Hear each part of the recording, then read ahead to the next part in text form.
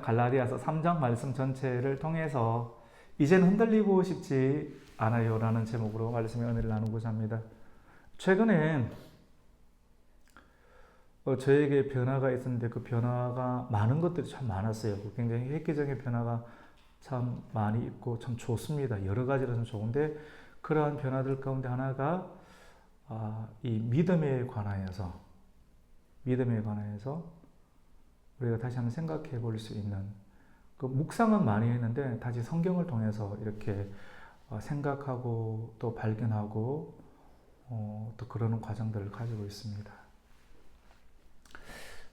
믿음 다 알죠? 또 믿음과 또 율법에 대해서 그리고 복음에 관해서 여러분 좀 헷갈리지 않습니까? 율법은 뭐고 복음은 뭐고 말씀은 뭐고 좀 헷갈리죠, 맞죠? 그리고 율법으로 이렇게 행하면 망한다. 율법으로 행하면 저주 아래에 있다. 율법으로는 구원을 못 받는다. 뭐 이런 내용 우리가 많이 있지 않습니까? 사람들은 대부분 그렇게 생각해요. 율법 뭐 이런 말 자체가 나오면 성경 공부하는 느낌이다 라고 생각하고 우리의 실질적인 생활과는 상관이 없어 좀 무관해. 현대인들은 어떤 청년들은 이렇게 생각할 가능성이 좀 있습니다. 저도 그런 식으로 생각을 좀 했고요.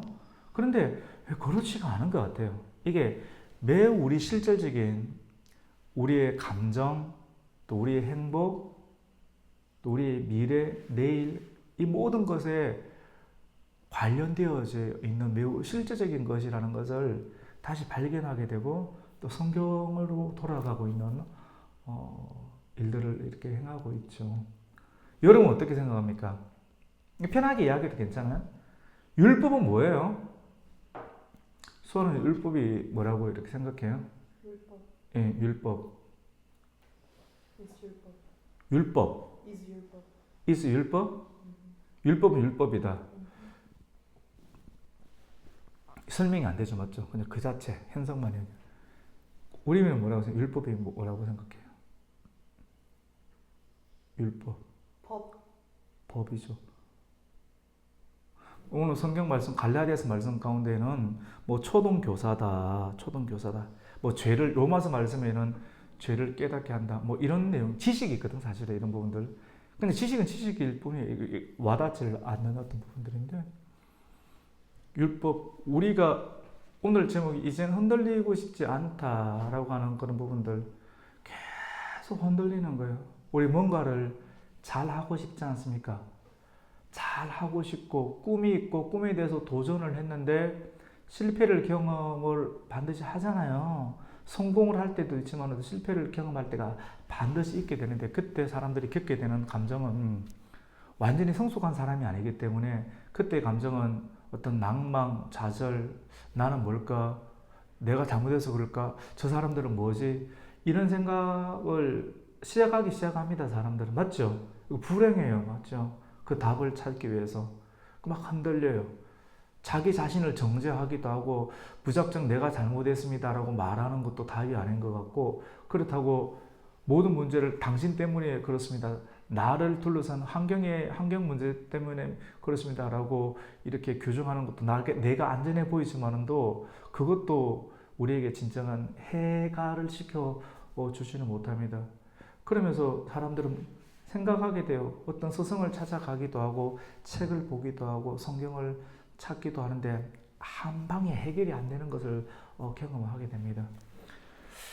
이 갈라디아서에 나오는 갈라디아 사람들은 사도 바울을 통해서 말씀을 배웠고 들었고 신선해졌어요. 영원히 행복감을 얻게 되었는데 또다시 교회 안에 누가 들어와서 율법을 행해야 된다, 할례를 행해야 된다, 뭐 이런 내용들을 통해서 굉장히 복잡해지기 시작하는 것이거든요. 그래서 율법이 뭔가, 그리고 복음이 무엇인가.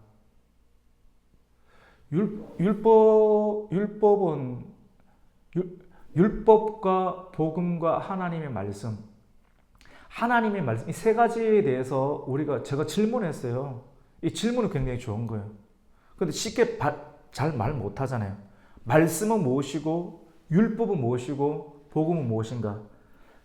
간단하게 말씀하면 말씀은 하나님이 계십니다. 하나님이 드러나면 모든 것이 끝나요.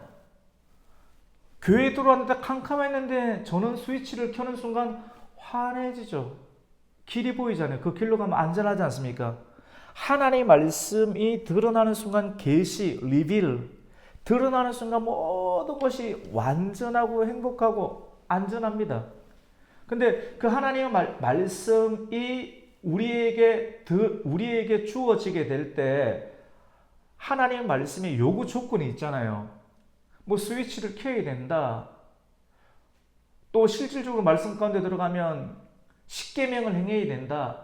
뭐 계명이잖아요. 행해야 된다. 해야 된다. 하지 말아야 된다. 라는 하나님의 요구 조건이 뭐냐면 같이 봅시다. 율법입니다. 율법입니다. 근데 여러분 이 율법 하나님의 요구 조건이 하나님의 말씀은 온전한데 하나님의 말씀이 우리에게 다가올 때 우리에겐 요구 조건이 되잖아요. 맞죠? 요구 조건이 되는 것을 뭐라고 한다고요? 율법. 하라 하지 말라. 그러면 하나님의 말씀이 우리에게 하라. 이렇게 하면 행복할 것이다. 이거 하지 말라. 이렇게 하면 저주를 받을 것이다. 이건 분명하게 하지 말라. 하지 말라. 하라 하지 말라. 이게 우리에게 하나님의 요구 조건인데 이게 뭐냐면 뭐라고 했습니까? 율법. 선하신 하나님이 우리에게 요구하는 것을 우리가 지킬 수 있나요? 없나요? 굉장히 선하잖아요. 그걸 못 지킨단 말이에요. 하나님만 섬기라. 부모를 공경하라. 거짓말하지 말라. 간음하지 말라. 살인하지 말라. 여러분 지킬 수 있습니까? 여보 지킬 수 있어요? 살인하지 말라 지킬 수 있어요? 예를 들어서 우리 아내가 아이들 너무 좋아하잖아요. 진짜 좋아하잖아요. 나도 마찬가지고. 그런데 나는 살인한 적은 없는데 만약에 아이들을 전쟁에 나가서 누군가가 죽였다. 원장상 가만히 있겠어요? 미쳐가지고 죽일 수도 있어요. 할 수 있다니까. 원태영 사모만 그런 게 아니고 나도 마찬가지고 모든 사람이 마찬가지니까. 간음하지 말라. 지킬 수 있어요? 예수님께서 난 간음 안 했는데요. 생각으로 누군가를 훔쳐보고 선을 넘는 일 안 하는 사람 있어요? 도둑질 하지 말라. 거짓말 하지 말라. 집사님 왜 안 나오셨어요? 뭐 이러면 다 거짓말 하잖아요. 우리 다 거짓말해서는 다 기자들 보고해야 되잖아요. 한 번 거짓말하면 다 계속 거짓말을 하지 않습니까? 그런데 여러분, 이 율법을 우리가 다 지킬 수, 이렇게 하나님의 요구 조건이 율법이고요. 그 다음에 복음은 뭐냐면, 이걸 우리가 다 지킬 수 없으므로 구원에 이르지 못하잖아요. 진짜 망하잖아요. 멸망에 이르잖아요. 저주를 받지 않습니까? 저주를 받은 사람이 먹죠. 고기를 숙이고 다니고 푹 꺼지고 좌절 가운데 빠지지 않습니까? 이 땅을 살아도 그렇게 살아가고 죽어도 지옥 가지 않습니까? 왜냐? 죄짐에 눌려서, 짐이 너무 무거워서.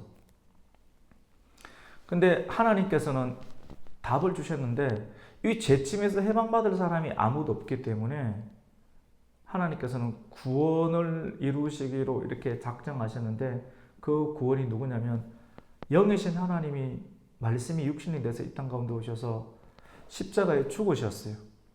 십자가에 죽은 것이 뭐냐면 사람 안에 있잖아요. 죄가 있거든요. 사람 안에 죄의 권세가 있어요. 내가 하지 말아야 되는데 계속해서 하고 싶잖아요. 그래서 죄를 저질러 버렸어요. 그래서 그 죄책감이 확 들어요. 그래서 눌려서 살아가요.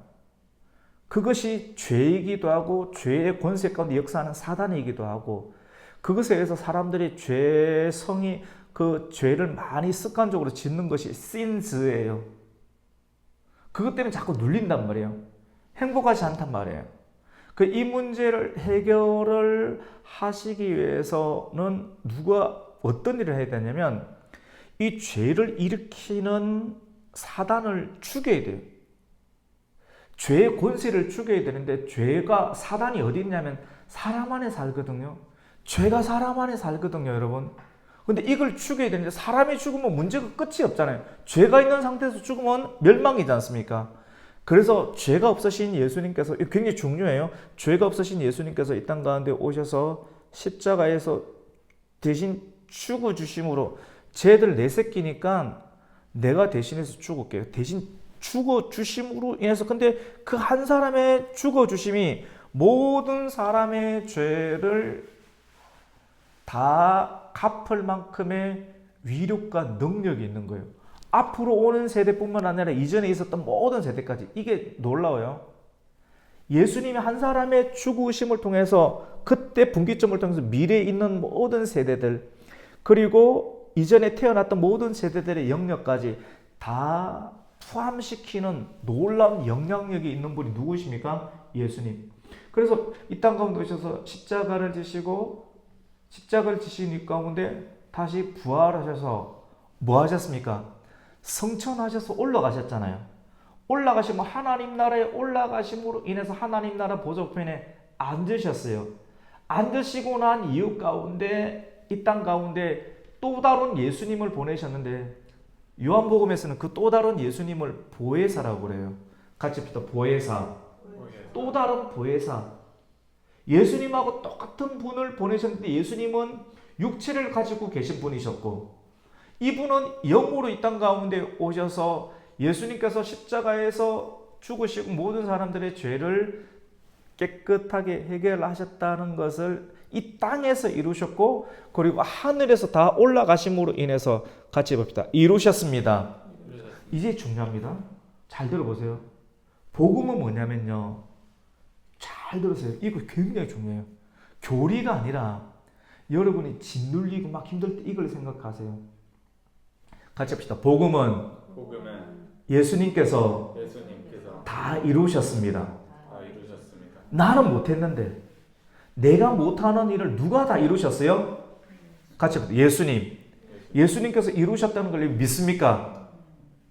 요거를 믿어야 돼요. 요것을 믿으면 어떠면 그 능력과 그 은혜와 권세가 그대로 우리에게 임하게 한다는 것. 율법으로는 내가 하는 것으로는 못 이루잖아요.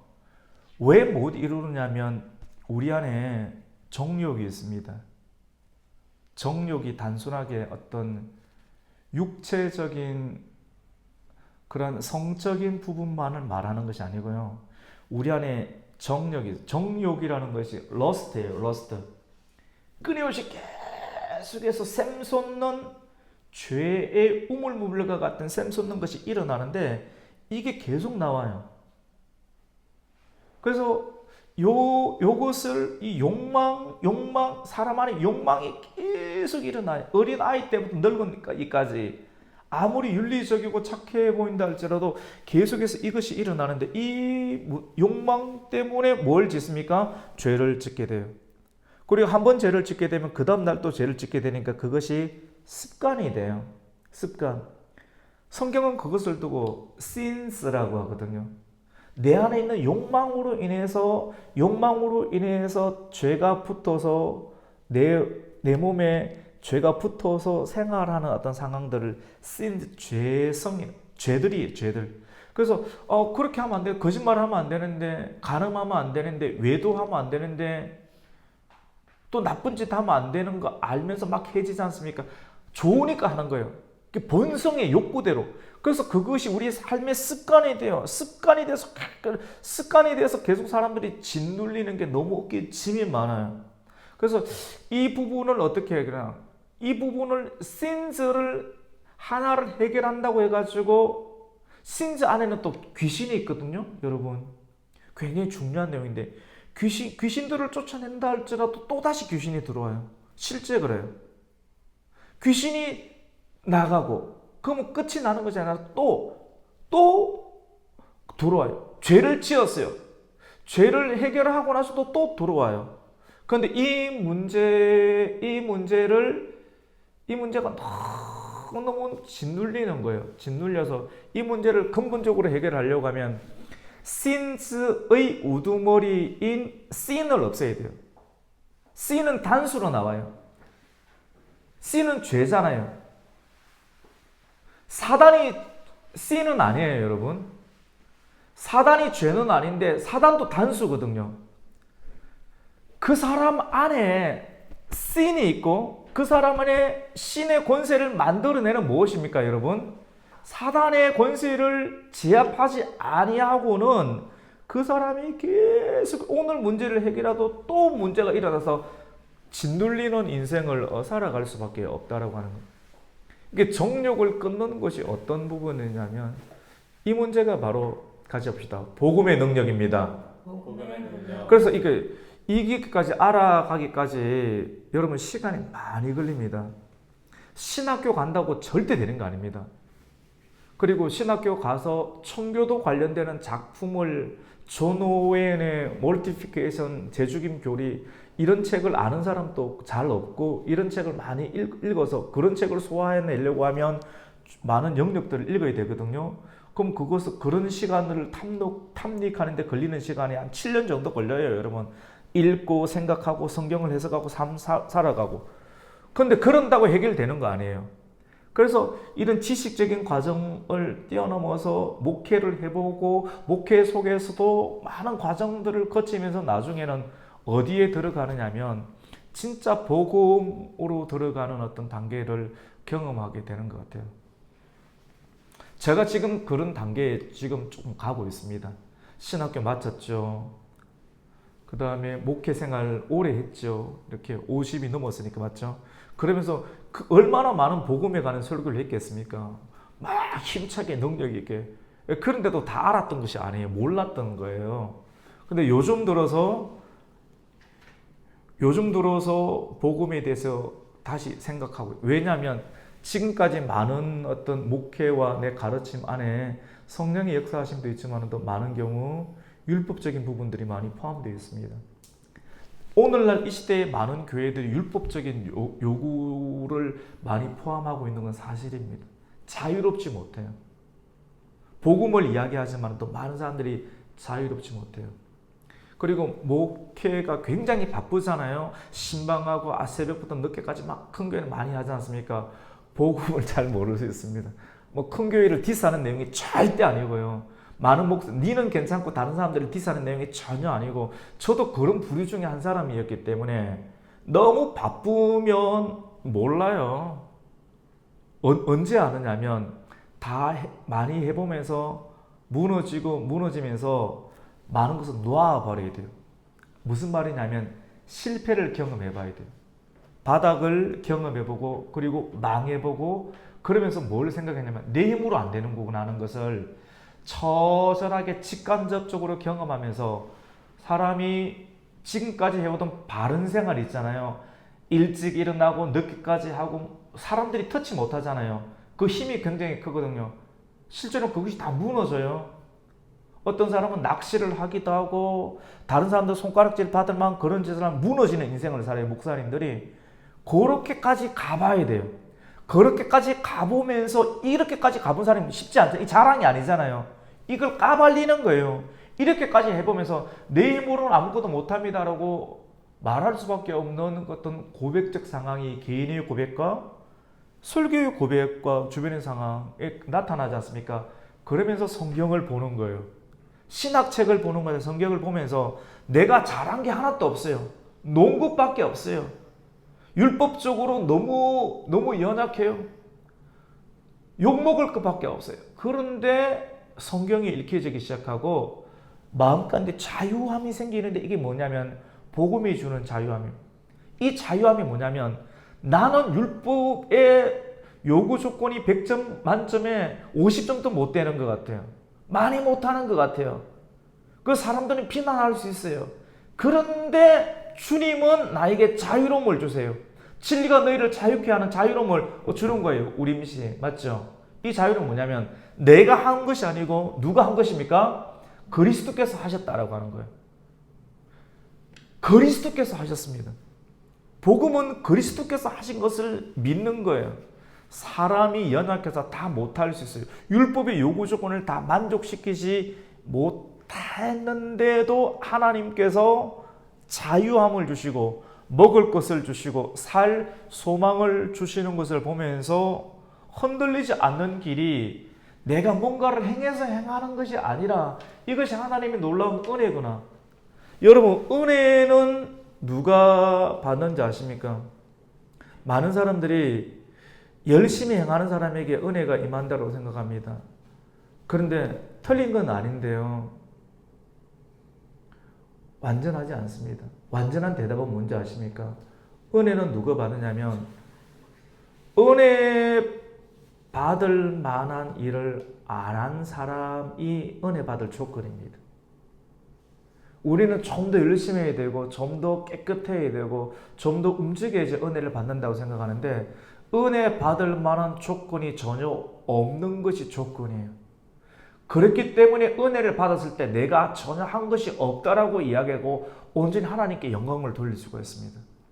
자기의 의가 조금이라도 있는 사람은 하나님의 은혜가 임했을 때 하나님의 은혜를 온전하게 드러내지 아니하고 자기 의를 드러내면서 하나님의 은혜를 좀먹습니다. 예수 그리스도의 십자가와 부활의 역사를 좀먹습니다. 그러니까 하나님께서는 그 사람에게 은혜를 주시기 힘든 거예요.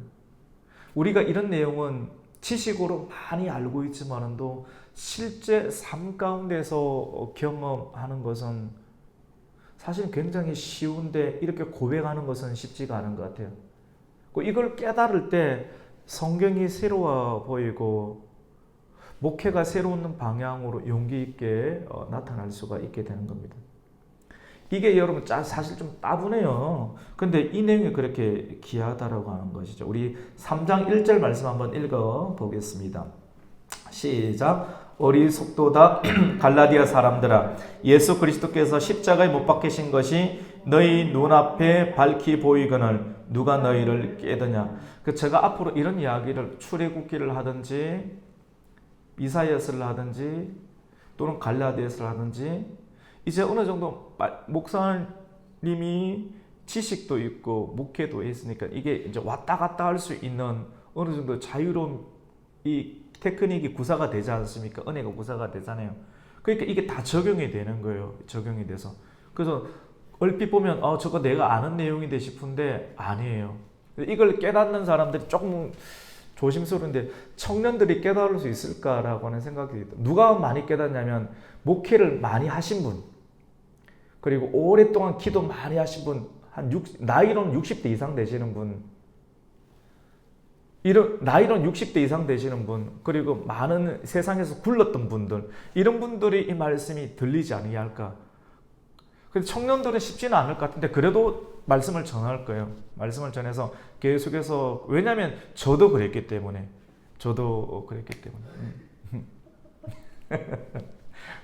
우리 싹싹 넘어가는데 괜찮아. 나도 그럴 것 같아 보니까. 근데 이게 오늘 한번 보실래요? 우리 6절 한번 보십시다. 6절 시작. 아브라함이 하나님을 믿음에 그것을 그에게 의로 정하셨다함과 같으니라. 여러분, 복음이 구약 시대에 복음이 있었을까 없었을까요? 우리 이수아, 구약 시대에 복음이 있었을까 없을까요? 있었습니다. 예수님이 있었기 때문에 지식적인 거예요. 조금 더 깊게 들어가요. 물론 맞기는 맞는데요. 맞는데 아브라함 시대에 복음이 있었을까요? 복음은 사실은 예수 그리스도 유앙겔리온, 기쁜 소식이잖아요. 여러분, 기쁜 소식이 뭡니까? 복된 소식. 기쁜 소식이 뭐냐면 짐을 벗겨주는 거잖아요. 근데 교회에 오면 짐이 너무 많잖아요. 이거 달아 저거 달아. 그런데 이거 돼야 됩니다. 그러면 여러분 성공할 수 있습니다. 못하겠는데 하라고 하지 않습니까? 아직까지 율법적인 설교가 우리에게 너무 많지 않습니까? 그런데 진짜 복음의 설교는 뭐냐면 오늘날 가난한 성도들이 듣고 싶은, 아니 목회자들이 듣고 싶은 진정한 복음의 설교는 뭐냐면, 같이 합시다. 예수님이 다 이루셨습니다. 뭔가 우리 영혼에 은혜의 쓰나미가 올려오는 거예요. 나는 못했는데 누가 다 이루셨다고요? 예수님이 이루셨어요. 예수님이 이루셨기 때문에 우리는 그냥 가서 거저 먹으면 돼요. 그래서 이사야 말씀 가운데 와서 거저 먹어라. 값 없이 먹어라. 돈 없이 먹어라. 진짜 요즘 그런 데가 없으니까. 여러분, 비행기를 타보셨습니까? 수학 비행기 자주 타보잖아요. 미국 가면서. 비행기 탈 때 그 태평양을 가로질러 가면서 굉장히 빠른 속도로 비행기를 가는데 수학 하는 게 있어요, 없어요? 날아가는데. 만약에 믿음이 없다면 어떻게 됩니까? 열심히 자기가 날개짓 되잖아요. 비행기 안에 있으면서 끊임없이 날개짓 하면서 하다가 이 날개짓이 수화를 하늘에 떠올릴 수 있나요? 한 시간을 못 해요. 근데 믿음으로 나 대신 비행기가 가고 있다. 내가 값을 치렀기 때문에 가고 있다라고 하면 뭘 가집니까? 쉼을 가지는 거예요. 자유는 무엇입니까? 안식입니다. 쉬는 거예요. 예배가 쉬는 거예요. 이 말씀을 들으면서 머리 가운데 생각만 해죠. 사업을 어떻게 해야 되나, 공부를 어떻게 해야 되나, 등록금을 어떻게 해야 되느냐, 앞으로 뭐 목회를 어떻게 해야 되나, 뭐 고민이 굉장히 많지 않습니까? 그 고민하지 말아요. 왜냐하면 내가 뭔가를 해야 된다고 생각하니까. 복음이 뭐냐면 주님께서 다 이루셨다는 거예요. 주님께서 다 이루셨다는 걸 믿어야 되는데 이렇게 말하고 있는데 안 믿어지는 거예요. 뭔가를 해야 된다 생각하고 있어요.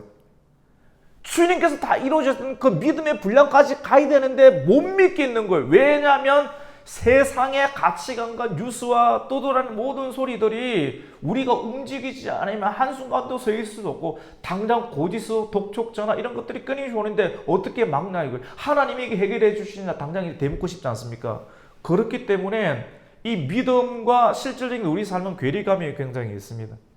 믿음으로 이 삶을 극복한다라고 하는 것은 단순하게 어떤 망상이 들어가고 신비적인 것이 드러나서 극복하는 것이 아니라 굉장히 실제적인 것이 될 수가 있죠. 이걸 알아갈 때 우선 예배를 드리고 말씀을 대면하고 그리고 과정도 좀 있는 것 같아요. 지식적인 과정들 그리고 성공과 실패의 과정들 그리고 하나님 앞에 질문으로서는 어떤 과정들을 통해서 믿음이 계속해서 우리에게 들어오는 것을 보게 됩니다. 구약시대에 복음이 있었습니다. 복음이 뭐냐면 아브라함에게 하나님께서 말씀을 하셨지 않습니까? 아브라함에게도 내가 너로 큰 민족을 이루고 너에게 복을 주겠다. 아브라함이 한 것이 없는데 있잖아요. 그냥 하나님께서 찾아오셔가지고 자기가 한 것이 없는데 말씀으로 내가 너로 큰 민족을 이루고 나는 자녀도 한 사람도 없는 상태인데 내가 노력도 한 것도 없는데 하나님께서 찾아오셔서 아브라함에게 뭐라고 말합니까? 내가 너로 큰 민족을 이루고 너에게 복을 주겠다라고 말합니다. 여러분 이것이 기쁜 소식이에요? 아니면 절망입니까? 기쁘잖아요. 내가 한 것도 없는데 그렇게. 그래서 이 기쁜 소식을 하나님이 내게 주셨기 때문에 그것을 믿음으로 받는 사람에게는 미래의 약속의 성취가 있다라고 하는 것이 복음이에요. 그리고 우리가 이 시대를 살아가면서 복음으로 살아가는 것이 또 믿음으로 살아가야지만이 이 시대를 살아갈 수가 있습니다. 흔들리지 않는 인생을 살아갈 수가 있게 되는 거예요. 이게 복음이라고 하는 거예요. 그래서 설교를 계속 복음으로 이렇게 설교를 해요. 율법적인 설교는 짐을 주는 설교. 아직 좀 하수인 것 같아요. 하수. 그래서 하수가 진정한 고수가 되기까지 세상적인 언어는 하수고요. 고수. 근데 성경의 언어는 6의 1에서 0의 1이에요. 6의 1에서 0의 1로 이렇게 변화를 업그레이드 수준이 아니라 변화를 입는 것. 이것이 의라고 하는 겁니다. 그리스도의 의. 이 의는 예수님께서 십자가를 지시고 부활 성천에 하나님 보좌 성천에 보좌에 앉으심으로 인해서 우리에게 성령을 보내주심으로 우리에게 인쳐주시는 거거든요. 인쳐주시는 것으로 인해서 구원이 우리에게 임하고 그 구원받은 사람이 하나님의 은혜를 알므로 인해서 우리의 힘으로는 율법을 행할 수가 없는데 그 성령의 은혜를 덧입음으로 성령께서 새 옷을 주시는 옷을 입음으로 인해서 그 사람은 순종을 하게 되고 정죄감을 이기게 되고 죄들을 이기게 되고 사단의 권세를 무찌르신 예수 그리스도를 따라가는 인생을 살아갈 수가 있게 되는 것이죠. 우리 11절 말씀 이수아 자매님 11절 한번 읽어주시길 바랍니다. 11절 시작. 같이 읽습니다. 시작. 또 하나님 앞에서 아무도 율법으로 말미암아 의롭게 되지 못할 것이 분명하니 이는 의인은 믿음으로 살리라 하였습니다. 왜냐하면 이 설교를 이런 과정을 거칠 십자가가 힘든 것처럼 이런 설명의 과정을 거칠 수밖에 그냥 감성적인 어떤 영상 하나로 해결되는 부분이 아니기 때문에 이 과정을 겪을 수밖에 없어요. 그래서 굉장히 좀 따분하게 느껴지는데 이게 참 필요한 것 같아요. 의인은 무엇으로 삽니까? 믿음으로 산다라고 하는 것. 오늘 갈라디아서 1절부터 우리가 29절까지 읽었지 않습니까? 근데 그러면 하나님께서 율법을 왜 주셨을까요? 원창 사모님, 율법을 왜 주셨을까요? 그럼 믿음으로 살면 율법 필요 없겠다라고 생각이 들 수도 있지 않습니까? 이렇게 자유함. 율법은 좋은 것입니다. 나쁜 것은 아닙니다. 율법은 성경에 보면 선한 것이라고 하는데 선한 것이 우리에게 주어질 때 어떻게 되면 우리를 변화시킬 수는 없어요. 염려하지 말아야 됩니다. 염려하지 말아야 됩니다. 말이 오지만 염려돼요, 안 돼요? 되잖아요. 율법은 선한 것이지만 염려하지 말라는 그 말 자체가 우리로 하여금 염려하지 말게 하는 힘이 되지는 못해요. 맞죠? 요게 복음이라니까요. 요게 율법과 복음의 차이라니까요. 거짓말 하지 말아야 됩니다. 도둑질 하지 말아야 됩니다. 간음하지 말아야 됩니다. 선한 게 맞아요. 좋은 거 맞아요. 근데 그 말을 들었을 때 그것을 100번 듣고 1000번 듣는다고 하더라도 우리에게 그것을 율법을 지킬 수 있는 힘이 됩니까? 안 됩니까? 안 된다니까요. 이게 율법이라니까요. 이걸 이룰 수 있는 사람이 없다니까요. 그러니까 정상에 도달하지 못했고 합격에 도달하지 못했기 때문에 나타나는 결과물이 뭡니까? 정죄감이 있어요. 이게 이 죄와 사단이 같이 뭔가 일을 하는구나. 이걸 영적으로 깨닫게 되는 거예요. 여보 이해되시죠? 맞죠? 이 문제라니까요. 그러니까 율법은 좋은 거 맞아요.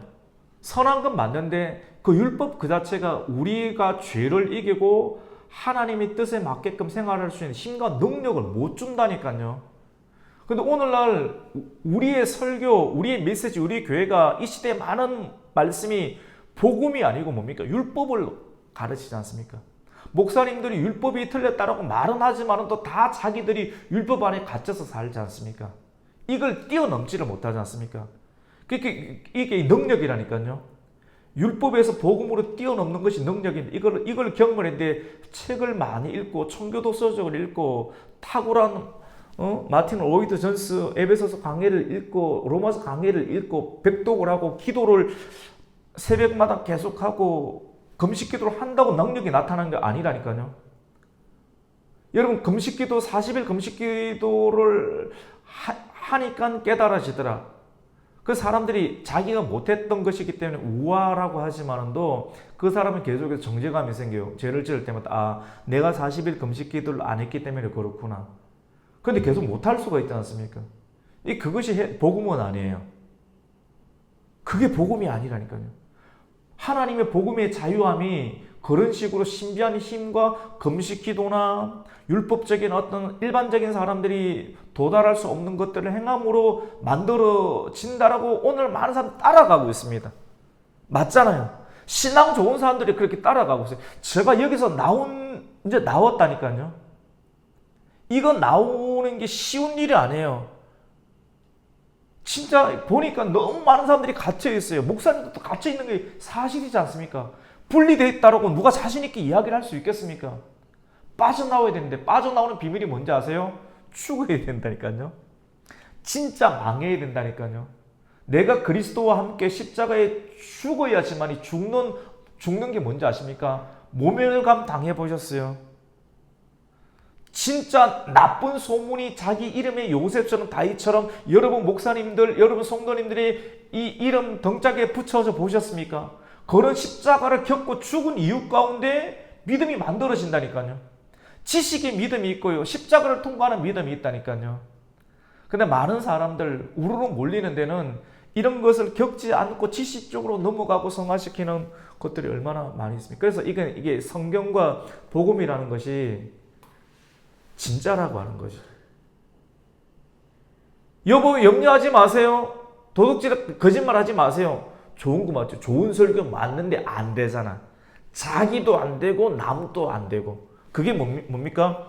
율법. 그래서 오늘 사도 바울이 갈라디아 교회 성도들에게 어리석도다 갈라디아 사람들아, 그리스도께서 십자가에 못 박히신 것이 너희 눈앞에 밝히 보이거늘 누가 너희를 깨닫냐. 십자가라면 가고 싶지 않은 거예요.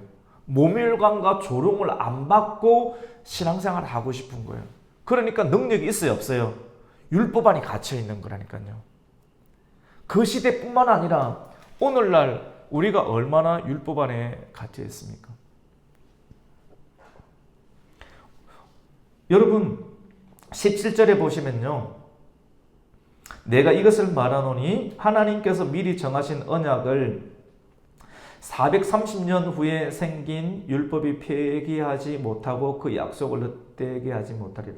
그러면 복음을 좋은 것이니까 복음이 있으면 율법 안 지켜도 되겠네, 그렇게 생각하는 사람도 있을 수 있잖아요.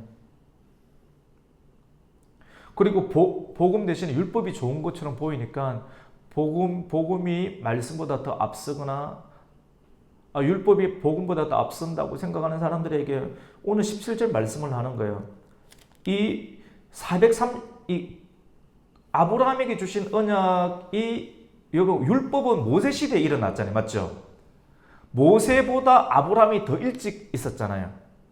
아브라함에게 내가 너로 큰 민족을 이루고 내가 너에게 복을 주겠다 한 것도 없는데 이게 복음이라고 했잖아요.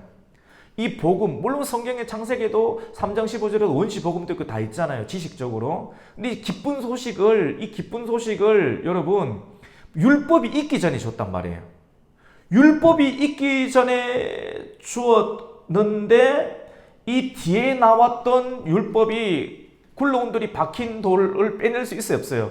없잖아요. 그 내용이 430년 동안 애굽에 종살이 하였던 이후 가운데 시내산에서 받은 율법이 뭡니까? 폐기하지 못하리라. 사실 제가 지금 이 설명하는 내용을 알아들을 수 있는 사람이 몇 사람이 있을까 싶습니다. 사실. 이해되죠? 맞죠? 아마 목사님들 정도 수준 돼야 되지만이, 목사님들 중에서도 젊은 목사님들 말고, 제가 자랑하는 그런 내용이 아니에요.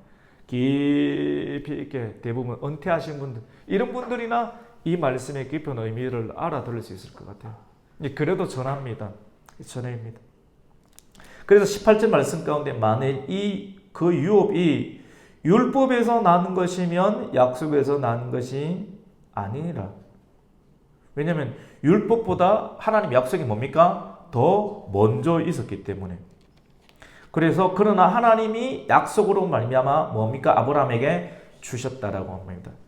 그래서 19절에 그런즉 율법은 무엇이냐? 범법함으로 더러워진 것이라, 더하여지신 것이라 천사들을 통하여 한 중보자의 손으로 베푸실 것인데 약속하신 자손이 오시기까지 있을 것이라. 이게 예수님이지만, 예수님이 있어야지만 이 부분들을 해결할 수 있는 그 생명입니다. 생명이 율법을 완성할 수가 있습니다. 그래서 오늘 제가 초두에 이 내용을 좀 간추려가지고 설명했는데, 우리가 이 내용을 집약을 해서 복음은 뭐냐면 하나님이 이루신 일이에요. 하나님은 다 이루셨다고 그랬습니다. 여러분 믿으십니까? 하나님이 다 이루신 것을 믿음으로 지금 여러분의 갈등 문제, 고지서의 문제, 돈 문제, 염려의 문제, 그러니까 내가 해야 되니까 염려 있을 수밖에 없잖아요. 이 말 계속 합니다. 왜냐하면 이게 계속 쳐야 돼요. 나는 염려하고 나는 고민이 실질적으로 있는데 하나님께서는 다 이루셨더라고요. 근데 이 고민이, 여러분 한국 복음주의 가운데 조지 레드라고 하는 신약학 교수가 있잖아요. 이미 하나님의 나라는 임했지만 아직은 아니다라고 했지 않습니까? 맞죠? 근데 그것이 이성적으로는 굉장히 통해. 완전한 내용은 아니에요. 조시레드의 그 하나님 나라 복음에 많이 갇혀 있는데 이게 완전하진 않습니다. 아주 깊이는 있는데 완전하진 않아요.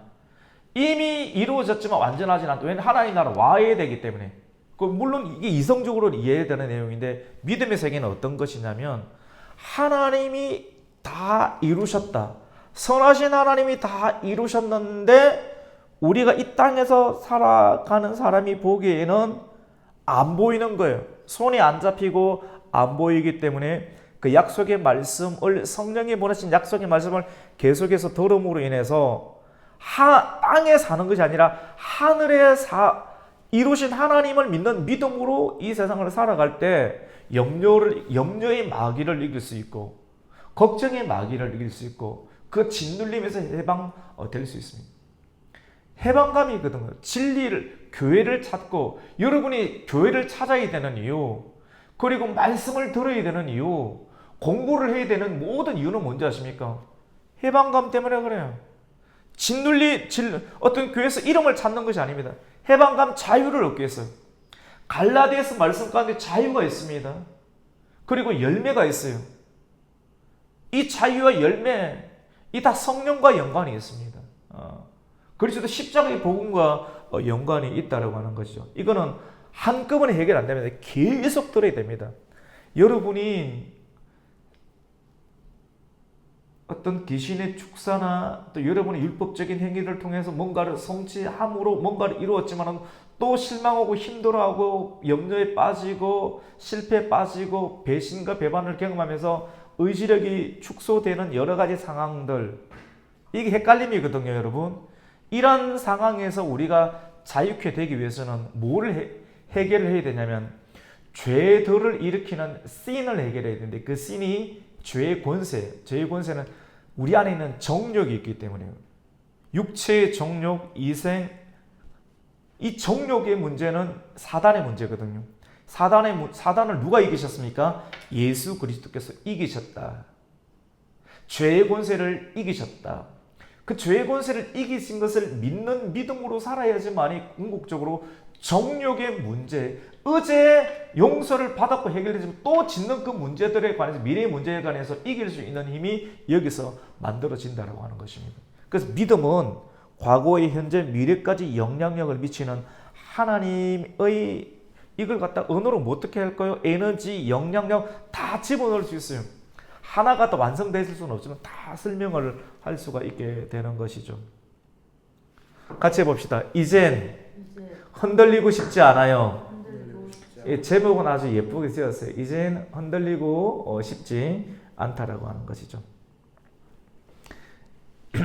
이런 말씀에 대해서 아주 집중력 있게 듣는 사람들이 많이 있고 초롱초롱한 눈을 가지면 제가 막 1시간, 2시간 얘기할 텐데 그렇게 할 수가 없는 상황인 것 같아.